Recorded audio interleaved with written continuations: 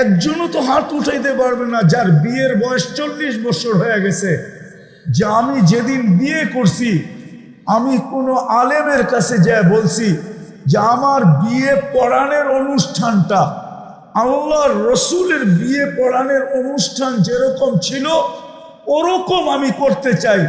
যদি আলেম জিজ্ঞাসা করে কেন, বলছে কিয়ামতের দিন দুনিয়াতে দেখি আর না দেখি, কিয়ামতের দিন যখন দেখা হবে তখন যেন আমি আল্লাহ রসুলের কাছে হাত পাকার সুযোগ পাই যে আমার বিয়ে পড়ানোর অনুষ্ঠানটা আপনার আদর্শ মতো ছিল।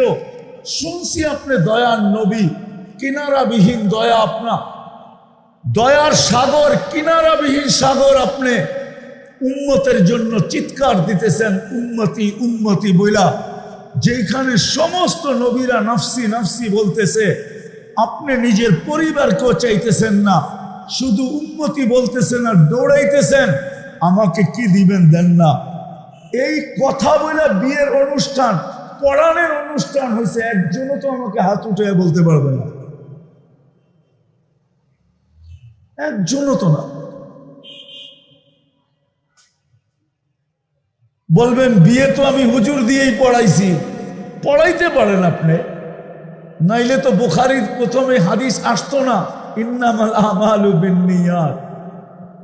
আপনি যদি শব্দগুলা উচ্চারণ করতেন তাহলে তো সওয়াবের অধিকারী হইতেন, কালকে হাত পাততে পারতেন।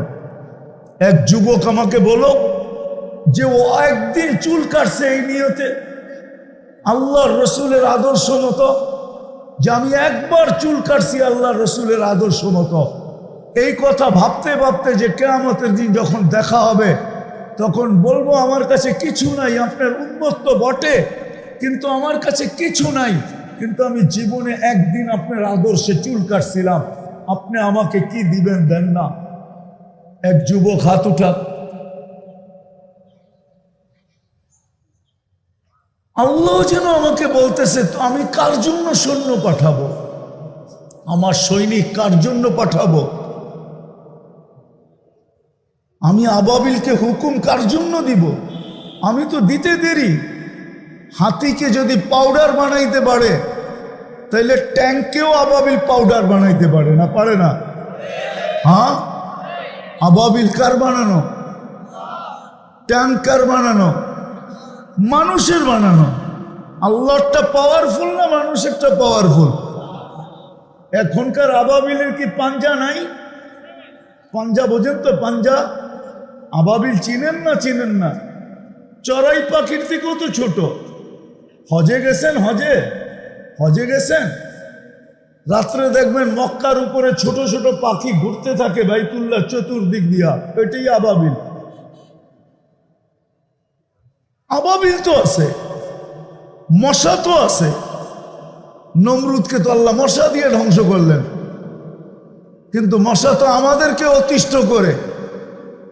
ইসরায়েলে তো যায় না। চিৎকারের ফেরেশতা তো আছে, বাতাসের ফেরেশতা তো আছে। আপনারা তো চিৎকারের কাহিনী দেখেন নাই, জানো নাই, দেখেন নাই, কোত্থেকে দেখবেন? যান আমার থেকে অ্যাড্রেস নিয়ে যান। আমি তো দেখে আসছি যাদেরকে চিৎকার দিয়ে আল্লাহ ধ্বংস করছেন ওদের ঘরগুলো এখনো রাখা আছে। আমারও মাথায় ধরে না যে পাহাড় খচিত করে এরকম ঘর বানাইলো, তো বানাইলো কি করে? এরকম বেডরুম সাজাইলো তো সাজাইলো কি করে? পাহাড় খচিত করে। ইয়ানহিতুনা মিনাল জিবালি বুয়ুতা। বাতাসের ফেরেশতা তো এখনো আছে, মরা যায় না।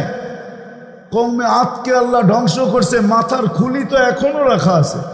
আমি 15 থেকে 16 বছর আগে দেখে আসছি। 6 ফিটের মানুষ একটা এদিকে দাঁড়াবে, একটা এদিকে দাঁড়াবে, একজন আরেকজনকে পরিপূর্ণ দেখবে না, এখনো রাখা আছে। আমি তো চোখে দিকে বলতেছি আপনাদেরকে। কিন্তু আল্লাহ বাতাসের ফেরেশতা তো হুকুম দেয় না। ডেড সি তো জিবরিল আলাইহিস সালামই বানাইছেন, ওনার পরের খোঁচা দিয়া। ডেড সি অর্ধেক হলো ইসরায়েলের ভিতরে, অর্ধেক জর্ডানের ভিতরে। 5 কিলোমিটার চওড়া, 100 কিলোমিটার লম্বা। 2.5 কিলোমিটার চওড়া, 100 কিলোমিটার লম্বা হলো ইসরায়েলের আন্ডারে। 2.5 কিলোমিটার চওড়া, 100 কিলোমিটার লম্বা হলো জর্ডানের আন্ডারে। এটা তো জিবরিল আলাইহিস ইসলামই খোঁচা দিয়ে বানাইছেন। উনার তো এখন ওহি আনতেও হয় না, ওহির বাহক তো আর উনি এখন না, এখন তো উনি রিটায়ার্ড। তো উনি এত বড় ডানা নিয়ে উড়েন কেন? যায় আরেকটা খোঁচা দিলেই তো পারলেন, ঠিক না? কি আমার কথা যুক্তি বুঝে আসে না? কিন্তু আল্লাহ বলে আমি করব তো করব কার জন্য?